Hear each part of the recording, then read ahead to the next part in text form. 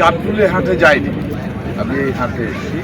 কালকে আমি অন্য জেলাতে যাব, অন্য জেলার কালকে থেকে এটার আগে পর্যন্ত আমি থাকবো। আমি এই মার্কেটে, আপনি নিজেই স্বীকার করলেন, এখানে আমি আমি আমি সবাই জানে আমি নিজেও কৃষক এবং আমার নিজেরও 45টা গরু এই কোরবানিতে আমি বিক্রি করব।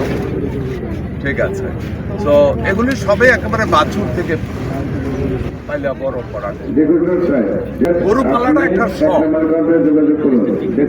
এখানে যত ব্যাপারী আছে, যারা আছে, তাদের কিছু আমরা সরকারের পক্ষ থেকেও অনেক গরু এবং ছাগল বিভিন্ন প্রজেক্টের মাধ্যমে গরিবদেরকে দেওয়া হয় এবং এগুলি তারা লালন পালন করে বড় করে এই কোরবানি বিক্রি করে একটা ভালো অ্যামাউন্ট অফ টাকা পায়।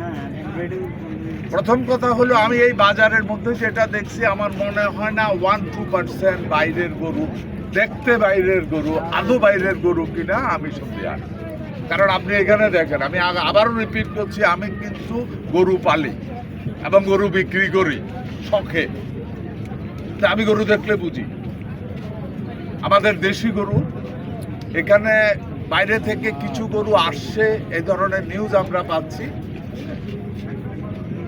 কোরবানির আগে গত 15-20 দিন আগে, 15-20 দিন আগে তো আমরা যে মিটিং করলাম, ওইখানে 20 দিন আগে আন্তঃমন্ত্রণালয় যে মিটিং ছিল, ওইখানে আমরা বিজেপি থেকে শুরু করে প্রশাসনিক, পুলিশ প্রশাসন থেকে শুরু করে সবাই সাথে আমরা কথা বলেছি এবং এরা বলেছে আমরা সর্বাত্মক ইয়ে করবো যে যাতে করে ভারতীয় কোনো গরু বা অন্য দেশের কোনো গরু যেন না আসতে পারে। আসলে আমাদের গরুর দরকার নাই।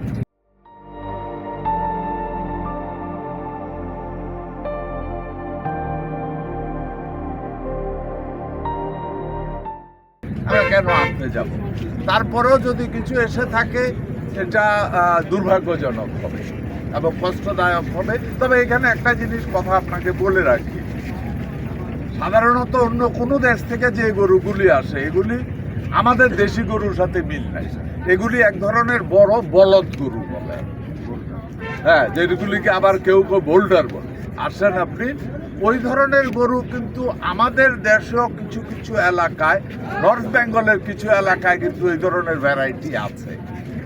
হ্যাঁ, তো ওগুলি গ্রোথ বেশি দেখে ওগুলি লালন পালন করে, তখন অনেকে দেখে মনে করে যে এটা হয়তো ভিন দেশের গরু।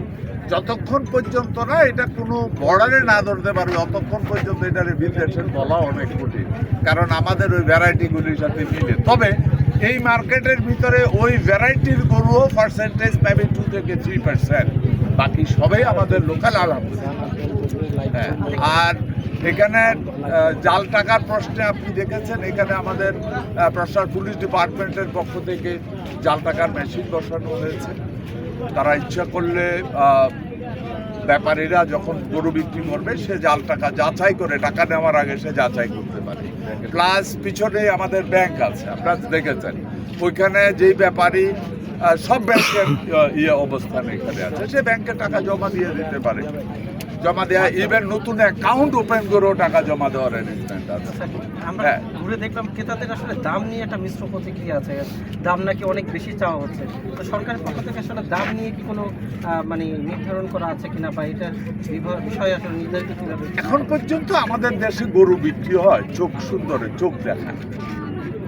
হ্যাঁ, আমরা দেশে গরুটা কিভাবে বিক্রি হয়, এবার আমি গরু কিনতে গেলে আমি কি করবো, যে এটা দেখতে শুনতে সুন্দর, হ্যাঁ ঠিক আছে, আমি 2,000 টাকা বেশি দেবো, 5,000 টাকা বেশি দেবো, কারণ কোরবানিটা সবসময় একটা সুন্দর গরু দেখতে চায় সবাই।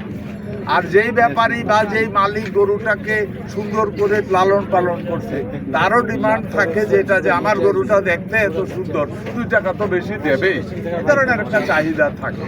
যেহেতু আমাদের দেখে চোখের দেখায় বা চোখ সুন্দরের উপরে, চোখ মেজারমেন্টের উপরে গরুর দাম উঠানামা করে, এই কারণে এই অবস্থাটা হচ্ছে। হয়তোবা একদিন এমন হয়ে যাবে যে যেটা অনেকগুলি ফার্ম এখন শুরু করেছে আমাদের দেশে, যে ফার্মগুলি শুরু করেছে যেটা, সেটা হলো যে মেশিন আছে যে পার কেজি এত লাইন, তখন আর দাম বেশি কম, এটা ফিক্সড হয়ে যাবে। এটা সময় লাগে। একটা প্রশ্ন ছিল যে গরু এবং আপনি যেটাকে আমি বলবো হারিয়ে যাওয়া, আপনি বলতেছেন যে চুরি হওয়া। আপনি এখানে থাকা অবস্থায় মাইকে একটা ঘোষণা শুনছেন কি, উমকের এক ব্যাপারীর উমকের হারিয়ে যাওয়া গরুটা পাওয়া গেছে, গরুটাকে নিয়ে যান। এখানে কয়েক লক্ষ গরু, হাজার হাজার ব্যাপারী, ঠিক আছে, বাংলাদেশের বিভিন্ন প্রান্ত থেকে এরা এসে। সো যে কোনো কারণে একটা গরু হারিয়ে যেতে পারে, হ্যাঁ চুরিও হতে পারে, কিন্তু চুরি যাওয়া গরু এখন পর্যন্ত যতগুলি হয়েছে এই ধরনের হারিয়ে গেছে। আপনি আমি একটু আগেই শুনলাম যে বলছে যে পাওয়া গেছে গরুটা, তার মানে আমাদের প্রশাসনিক দিক থেকে বা ভলান্টিয়ার যারা আছে বা গভর্নমেন্টের পক্ষ থেকে এই ধরনের হারিয়ে যাওয়া গরুকে রিকভারি করার জন্য enough to enough man power এখানে দেওয়া আছে বলেই হারিয়ে যাওয়া গরুটাকে খুঁজে পাওয়া যায়। আসেন আপনি দামের প্রশ্নে, আপনি যেটা বললেন, একটা সিন্ডিকেট যদি তৈরি করতে হয় তাইলে লিমিটেড লোক একে অপরকে চিনে, এই ধরনের লোক একমত হয়ে একটা সিদ্ধান্ত নিলে তাকে বলে সিন্ডিকেট। এখানে কয়েক হাজার ব্যাপারী আছে, দেখে তো কেউ করে চিনে কিনা। যদি কেউ কাউকে না চিনে সে সিন্ডিকেটটা কিভাবে করবে? অ্যাকচুয়ালি সবাই ব্যাপারী যারা আছে বা গরুর মালিক যারা আছে তারা আশা করতেই পারে। আমাদের তো এখনো ফিক্সড কোনো রেট আমরা করি নাই যে প্রতি কেজি লাইভ গরুর মাংস ওজনে এত টাকা করে। এটা যদি হয়তো এক সময় হয়ে যাবে, তখন জাস্ট মেশিনে উঠালেও দাম এত।